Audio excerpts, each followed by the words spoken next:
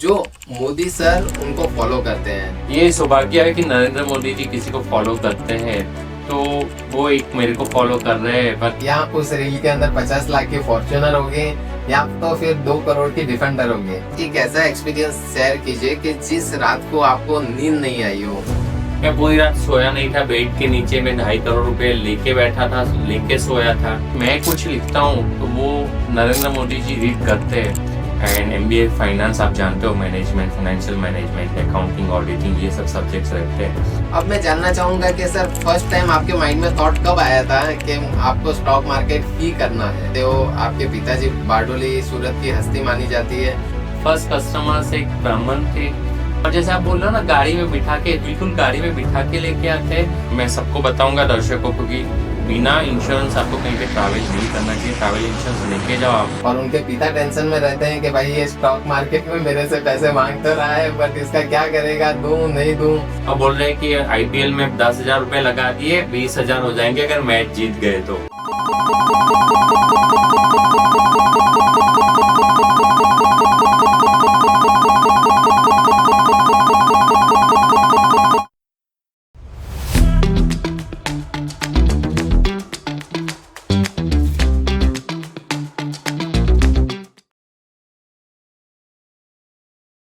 स्वागत है दोस्तों संदीप कुमार पॉडकास्ट में। आपने बहुत सुना होगा कि आपको ये कहने वाले तो मिले होंगे कि मैं मोदी जी को फॉलो करता हूँ, मैं बीजेपी को फॉलो करता हूँ।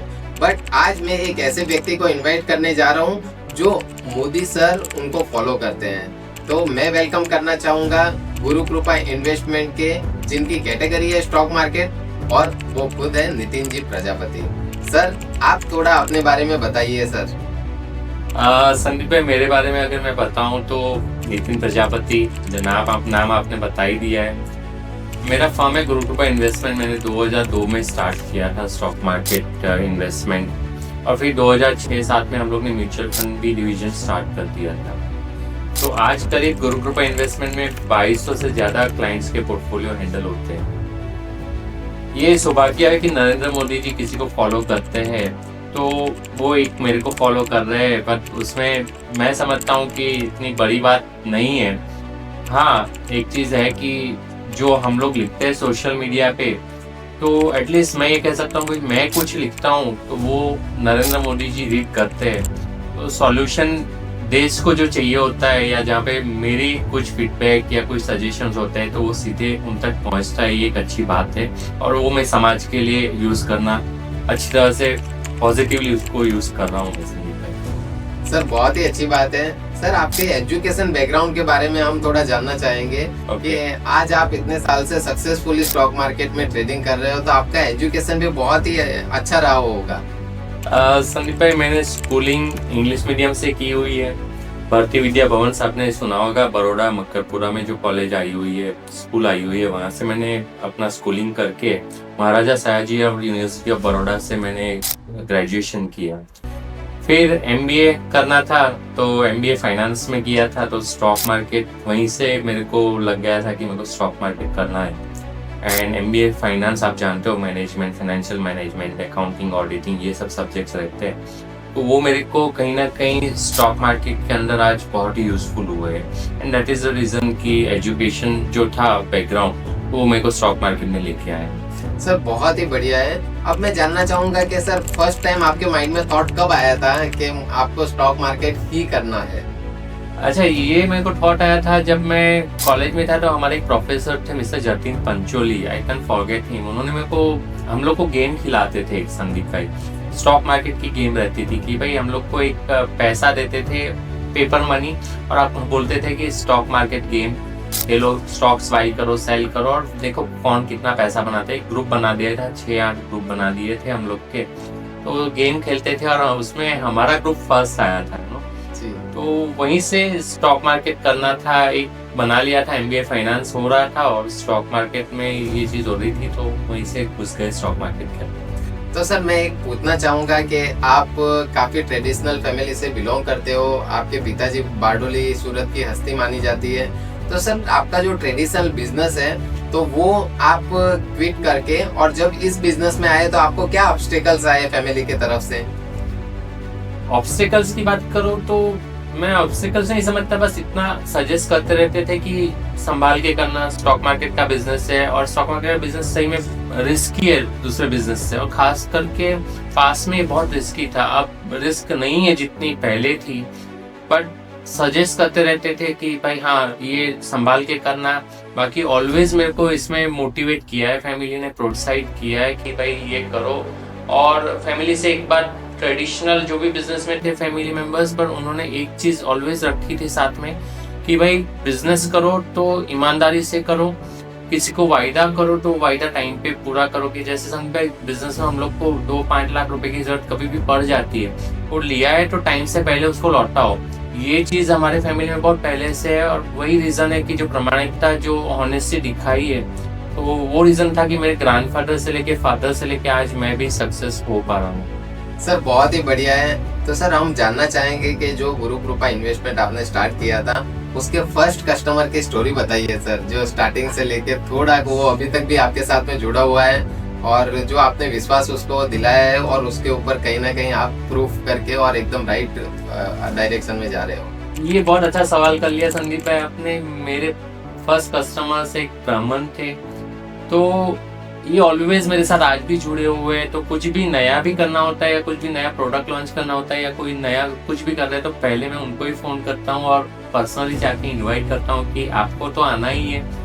उनके साथ तो ऐसा अटैचमेंट फैमिली जैसा हो गया ना, तो वो एक, मैं नाम यहाँ पे नहीं बताना चाहूंगा, बट एक ब्राह्मण है और ऑलवेज मेरे जो भी बोला है उन्होंने फॉलो किया है, और फॉलो करके उनको पॉजिटिव ही जो भी रिटर्न मिला है वो रिटर्न मिला है। बट उससे ज्यादा उनको जो फायदा हुआ ना, उससे ज्यादा फायदा मेरे को हुआ है, क्योंकि वो ब्राह्मण है तो ऑलवेज उनके आशीर्वाद मेरे पे बने रहे हैं। सर बहुत ही बढ़िया बताया।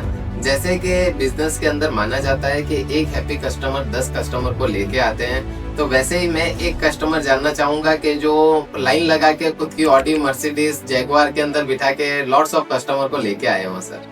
वैसा एक कस्टमर मैं बता रहा हूँ या बहुत सारे बताऊं, बट आई थिंक आपने अगर एक पूछा है तो कस्टमर का मैं नाम बताऊंगा, अनिल भाई हरिभाई पटेल, जो कि यहाँ पे बारडोली से एक नजदीक में गांव है, वहीं से है।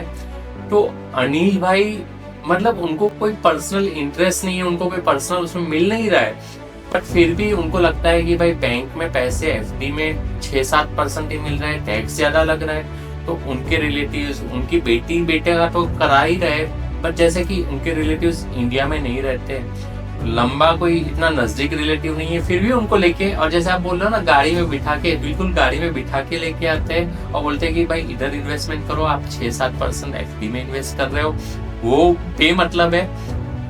इन्फ्लेशन को भी ये जो 6-7% का रिटर्न है ना, इन्फ्लेशन तो इतना ही रहता है, तो वही इन्फ्लेशन का जो कीड़ा है वही रिटर्न को खा जाता है। ये मैं बोल रहा हूँ ऐसा नहीं, ये अनिल भाई बोलते हैं, और ऐसे क्लाइंट्स को लेके आए और सक्सेसफुली में मतलब 10-12 क्लाइंट क्यों, कम से कम 25 क्लाइंट मेरे को ध्यान में है, उससे ज्यादा हो सकते हैं, अनिल भाई लेके आए और बहुत अच्छी तरह से, मतलब कि उनका पर्सनल जैसे बिजनेस हो ना, वो तरह से उनको लेके आके इन्वेस्टमेंट कराया हुआ है। सर बहुत ही अच्छी बात है। अब मैं जानना चाहूंगा कि गुरु कृपा की इन्वेस्टमेंट जो कंपनी है, तो उसके अंदर आप क्या क्या प्रोडक्ट रखते हो और क्या क्या प्रोडक्ट और सर्विस सेल करते हो सर? अच्छा, गुरु कृपा investment started with stock market investing, और हम लोग इंश्योरेंस साथ में करते थे। Insurance was life insurance business, but life insurance business हमें भले ही आज भी कर रहा हूँ, बट उसके अलावा स्टॉक मार्केट में इन्वेस्टमेंट्स में जैसे आप जानते हो futures, options, derivatives, cash market, delivery, intraday, swing trade, momentum trade, ये सब रहता है। इंश्योरेंस के अंदर हम लोग हेल्थ इंश्योरेंस, गाड़ी का इंश्योरेंस, ट्रैवल कहीं पे आप कर रहे हो, यूएस के लिए आप जा रहे हो, 2 महीने के लिए जा रहे हो, तो मैं सबको बताऊंगा दर्शकों को कि बिना इंश्योरेंस आपको कहीं पे ट्रैवल नहीं करना चाहिए। ट्रैवल इंश्योरेंस लेके जाओ, आपका पासपोर्ट गुम हो गया, आपकी फ्लाइट कैंसिल हो गई, कोई मेडिकल इमरजेंसी आ जाती है, तो भी वहाँ पे संदीप भाई आप ये इंश्योरेंस से पैसे क्लेम कर सकते हो। तो जैसे आपका सवाल था उसका सीधा जवाब दे रहा हूँ, मैं स्टॉक मार्केट करता हूँ, म्यूचुअल फंड्स करता हूँ, इंश्योरेंस करता हूँ, लाइफ नॉन लाइफ दोनों, फिक्स्ड प्रोडक्ट्स करता हूँ जो फिक्स डिपॉजिट्स की तरह फिक्स रिटर्न देती है, ऐसे भी प्रोडक्ट्स हमारे पास है, तो ये सब प्रोडक्ट्स में। सर आज क्या होता है कि बहुत सारे प्रोडक्ट्स तो आप करते हो, बट एक जो आपके दिल के एकदम करीब रहता है वो क्या होगा सर? नहीं संदीप भाई, मैं सही में बताऊं ना कि मार्केट ऐसा ना कि कभी कभी demands, last year it was demanding, और शायद आपने वो मेरी वीडियो भी देखी होगी कि गोल्ड $2200 था। मैंने मतलब बताया था कि गोल्ड $3000 तक पहुंचेगी, and it went very well. $3000 within a year, अप्रैल 24 में मैंने बताया था, अप्रैल 2025 में गोल्ड टच $3000। तो ये चीज है कि मेरे पास प्रोडक्ट्स इतनी सारी ऑफर करने के लिए, बट राइट टाइम पे मैं राइट प्रोडक्ट क्लाइंट को दूंगा। तो स्टॉक मार्केट के अंदर मैं हूँ, बट स्टॉक मार्केट के साथ साथ आपको गाड़ी है तो आपको इंश्योर करानी पड़ेगी, वो इंश्योरेंस भी आपको चाहिए होगा। आपको हर महीने कुछ ना कुछ पैसे बचाने हैं, तो म्यूचुअल फंड के अंदर SIP is a very good option now. लोगों को 20 साल पहले, 15 साल पहले कोई SIP क्या था ये नहीं मालूम था, बट आज SIP सबको मालूम है।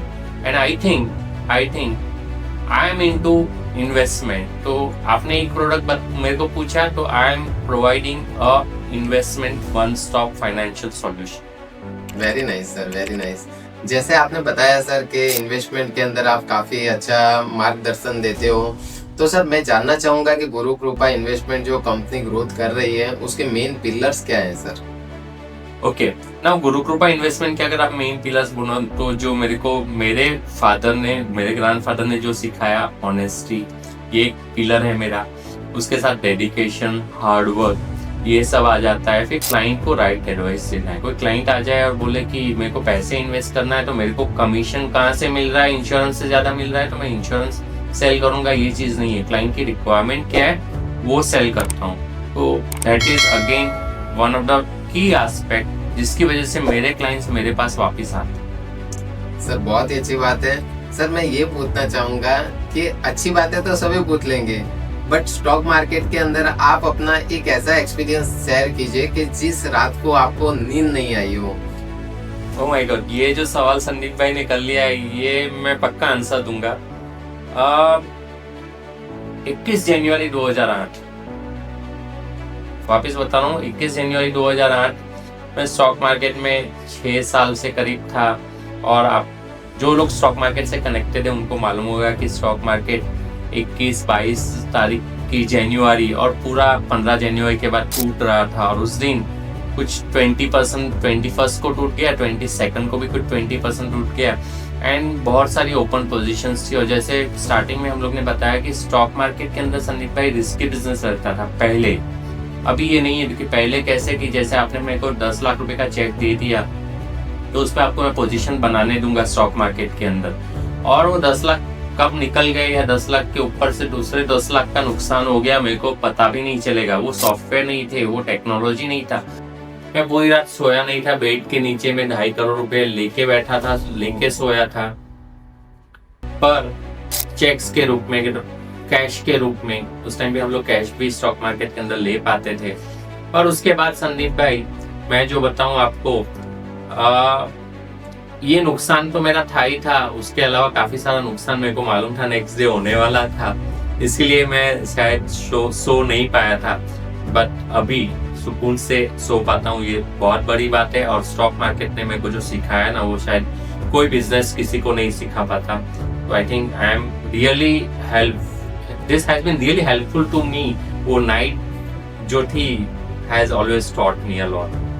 सर आपने बहुत ही सही बताया कि जब अपन जो बिजनेस पूरा दिल से करते हैं और उसके अंदर कुछ ऊपर नीचे होता है, तो वो बहुत ही ज्यादा अपने को एक अटैक जैसा लगता है। अब सर मैं पूछना चाहूंगा कि वो दिन आप बताइए कि जिसके अंदर आपने बहुत ही अच्छे लेवल का कस्टमर्स का प्रॉफिट करवाया हो, और उसके अंदर आपको बहुत ही खुशी आई और एप्रिसिएशन के फोन पे फोन आ रहे हो आपके ऊपर के सर आपने बहुत अच्छा किया। तो संदीप भाई, ये खराब वाली रात थी या खराब वाले दिन थे। स्टॉक मार्केट ऐसा है ना कि अच्छे दिन आते हैं, रात आती है तो दिन भी आता है, दिन आता है तो रात। आज स्टॉक मार्केट अच्छा कर रहा है, कल रिटर्न्स नहीं भी आएंगे, कल नेगेटिव भी आएंगे। तो हम लोग दोनों टाइम को याद रखते हैं। और क्लाइंट भी जो मेरे साथ काम कर रहे हैं उनको मालूम है कि स्टॉक मार्केट में अगर वो आए तो रिस्क ज्यादा है, तो ही रिटर्न मिलने वाला है। एफडी की तरह नहीं है कि आप रिस्क नहीं ले रहे हो या मिनिमम रिस्क ले रहे हो तो आपको फिक्स 7-8% रिटर्न मिल जाएगा। स्टॉक मार्केट के अंदर return is variable, is adjusted, is a risk adjusted return, that is what we say. तो जैसे रिस्क होता है वैसे रिटर्न होता है। हैप्पीनेस कस्टमर को एक बार नहीं मिला, काफी बार मिला है जब जब पॉजिटिव रिटर्न्स आया है।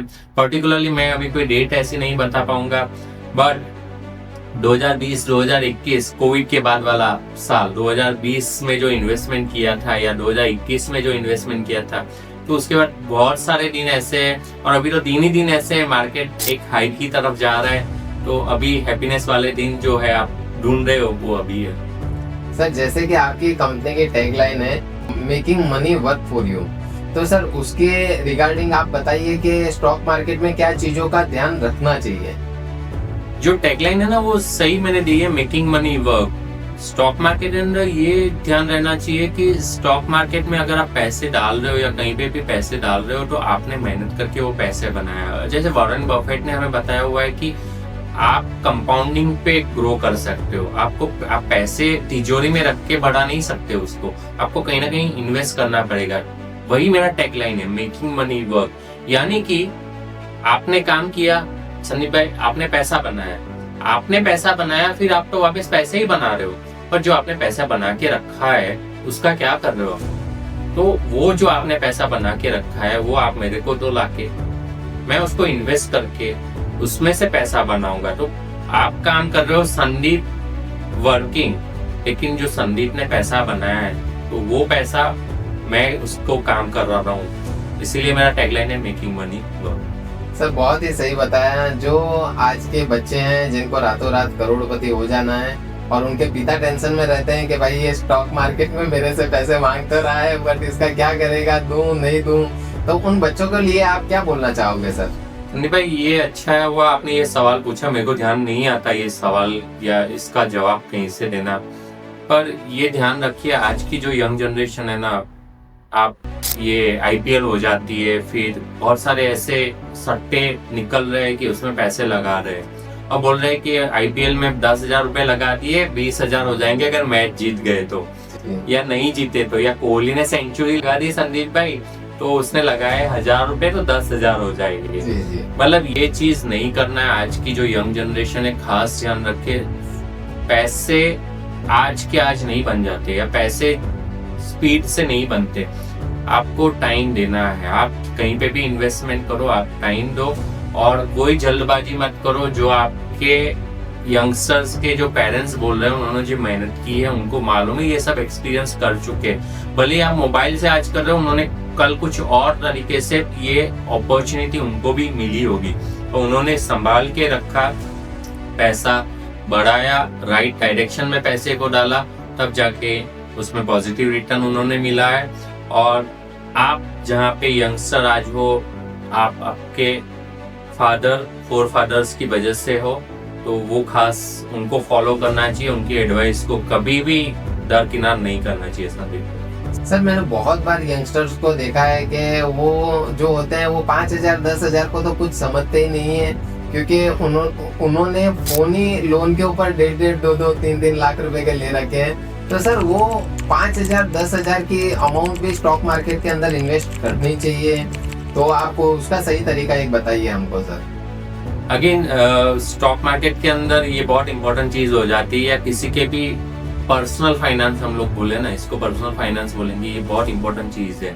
इंडिया के अंदर 24% की सेविंग रेट थी आज से 10-15 साल पहले, और आज की सेविंग रेट करीब करीब 19% है, तो 5% डाउन आ गए। Government is very much worried. Income बढ़ी है मतलब ये हो गया कि पहले रोटी कपड़ा मकान के लिए पैसे चाहिए थे, वो तो मिल ही रहे थे।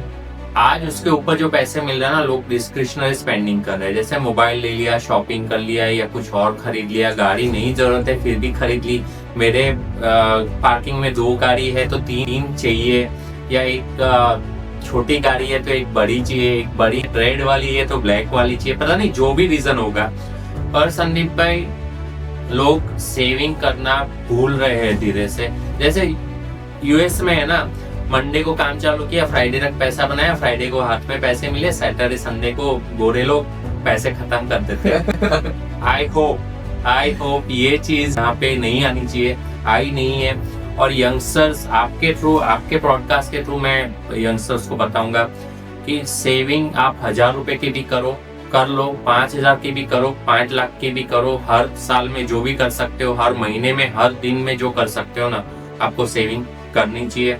1,000 से भी स्टार्ट कर सकते हैं, 5,000 तो दूर की बात है। सर मैं जैसे कि देखता हूँ आज के यंगस्टर को, तो सर कहीं ना कहीं 5 रील में से एक रील ऐसी होती है कि या उस रील के अंदर 50 लाख की फॉर्च्यूनर होगी या तो फिर 2 करोड़ की डिफेंडर होगी। तो सर मैं पूछना चाहूंगा कि जो 2 करोड़ की डिफेंडर होगी तो उसकी वैल्यू आज से 10 साल बाद में कितनी रहेगी, और अगर किसी ने 2 करोड़ रुपया आपके थ्रू स्टॉक मार्केट में डाले हैं तो उसकी वैल्यू मिनिमम रिटर्न के साथ में कितनी होगी सर? अगेन जो ये एसेट्स है ना, ये डिफेंडर या कोई भी गाड़ी ले ली तो उसकी वैल्यू डिवैल्यू हो जाती है। तो वो 2 करोड़ की वैल्यू आई डोंट नो उसकी 40 लाख में या 50 लाख में बिक जाएगी या उससे कम रहेगी। प्रिसाइजली 50 से तो कम ही रहनी चाहिए। मैं उसमें एक्सपर्ट नहीं हूँ बताने में। बट जो सेकंड पार्ट ऑफ क्वेश्चन आपका था कि वो 2 करोड़ रुपए अगर आपने 10 साल के लिए इन्वेस्ट कर दिए तो आप गिन लो कम से कम 12% के हिसाब से तो ये बढ़ते रहेंगे। एंड अगर 10 साल का समय आप बताए ना, 10 साल के समय में 2 करोड़ का हो जाना चाहिए, करीब 5 करोड़ रुपया हो जाना चाहिए। या 12%, 13%, 14% return is a very good return you can expect from the stock market, from a mutual fund, SIP। क्यों? क्योंकि India is a growing economy. India में डेमोक्रेसी है, डिमांड है, डेमोग्राफी है, जो मोदी जी कहते हैं, डिमांड, डेमोक्रेसी एंड डेमोग्राफी।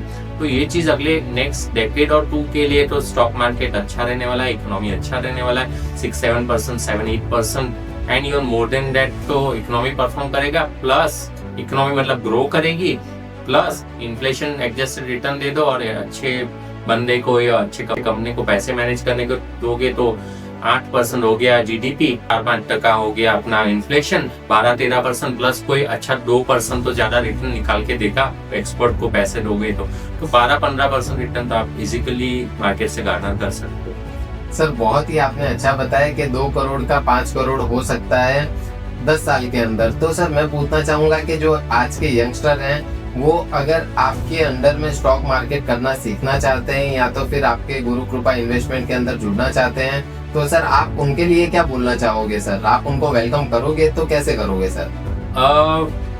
पक्का। आई थिंक ये एक एरिया ऐसा है कि जो मेरे को काफी टाइम से जो मैंने सीखा है वो देना है वापिस। तो ये बहुत इम्पोर्टेंट है। जैसे हम लोग ने ये डिस्कशन नहीं किया कि जब मैंने स्टॉक मार्केट का स्टार्ट किया तो पहले 1 साल, उससे पहले वाले 1 साल मेरे PG के बाद, मेरे MBA के बाद मैं 1 साल फुल टाइम प्रोफेसर था कॉलेज में और फिर 4 साल पार्ट टाइम भी प्रोफेसर था। तो ये टीचिंग वाला तो कीड़ा पहले से है ही मेरे में, जैसे तो मैं वापस देना चाहूँगा। एंड मैं बहुत जल्दी संदीप भाई आपके पॉडकास्ट पे या आपके थ्रू ही कहीं ना कहीं अनाउंस करूँगा। And I won't take more than 2 months to start. मैं ये जो आप बोल रहे हो लर्निंग वाला पार्ट है तो ये मैं शुरुआत करूंगा और जो नेक्स्ट जनरेशन है या जो यंगस्टर्स है या जो भी कोई स्टॉक मार्केट सीखना चाहेगा मैं मोस्ट वेलकम करूंगा उसको। And I will make sure कि मिनिमम चार्जेस पे ये मैं सिखा पाऊँ, मतलब मैं अपने सिर्फ कॉस्ट निकाल पाऊँ, उससे ज्यादा मैं कोई एक्सपेक्टेशन भी नहीं रखूंगा। जी तो सर बहुत ही अच्छा आपने बताया। अब सर मैं ये पूछना चाहूंगा कि जो गुरु कृपा इन्वेस्टमेंट है वो सक्सेसफुली इतनी अच्छे से रन कर रहे हो आप, और आने वाले समय में हम चाहते हैं जैसे कि मैं आपसे जुड़ा हुआ हूँ, मेरा पोर्टफोलियो आप मैनेज कर रहे हो, तो आने वाले 10 साल के अंदर आप अपनी कंपनी को कहाँ देख सकते हो सर? संदीप भाई मेरे को आने वाले 10 साल में जो अभी मैं 2200 क्लाइंट को कैटर कर रहा हूँ तो 10 साल के अंदर मेरे को 8000 क्लाइंट को कैटर करना है। I want to grow 4 times from here in next 10 years, at least 4 times। तो बारडोली में मैं कर रहा हूँ, स्टॉक मार्केट कर रहा हूँ, यही मेरा बिजनेस है, म्यूचुअल फंड कर रहा हूँ, यही मेरा बिजनेस है, इंश्योरेंस सेल कर रहा हूँ, यही मेरा बिजनेस है, और फिक्स प्रोडक्ट्स भी दे रहा हूँ, यही मेरा प्रोडक्ट्स है। तो ये चीज मैं बारडोली में आज दे रहा हूँ। बारडोली के साथ साथ मैं टेक्नोलॉजी का अच्छा यूज करके ऑल ओवर वर्ल्ड में, खास करके US, UK, NRI, Canada NRI को भी ये मैं कैटर कर रहा हूँ, और ऑल इंडिया में मेरे कस्टमर्स से तो उनको मैं दे ही रहा हूँ। बट ये जो मेरा वाइड नेटवर्क है ना उसको और वाइड करके जो मैं 8000 का टारगेट रख रहा हूँ, देखिए उसको मैं और कैसे ऊपर लेके जा सकता हूँ। क्योंकि नितिन जी हमेशा लर्न करते रहते हैं और लर्निंग के साथ में अर्निंग तो डेफिनेटली होता ही है। तो इस पॉडकास्ट का अगर आप सेकंड वर्जन चाहते हो तो आप अपने क्वेश्चंस हमें मेल कीजिए या तो फिर हमारे वेबसाइट पे जाके बता दीजिए, तो हम सेकंड पॉडकास्ट के लिए डेफिनेटली तैयार रहेंगे। और ऐसे ही सुनहरे पॉडकास्ट के लिए या तो फिर नया बिजनेस स्टार्ट करने के लिए हमें सब्सक्राइब करना ना भूलें। धन्यवाद।